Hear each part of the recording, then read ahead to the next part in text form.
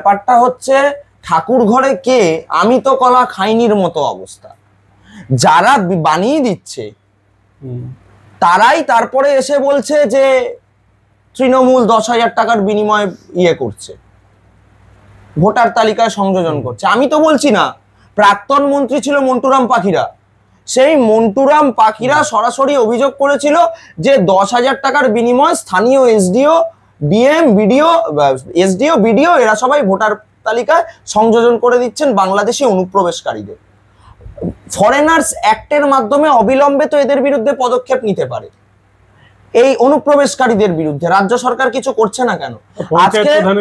আজকে আপনি লাভলি খাতুন পঞ্চায়েত প্রধান কে বানিয়েছে? এই মাননীয় মুখ্যমন্ত্রী বানিয়েছে।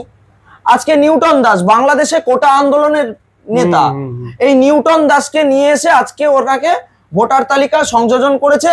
2008-এ মনে হয় ও এসেছিল, তারপরে এইখানে এসে ওর দাদারও বাড়ি এখানে, একাধিক নথিপত্র এখানে তৈরি করে দিনের পর দিন মমতা বন্দ্যোপাধ্যায়কে ভোট দিয়ে গেছে।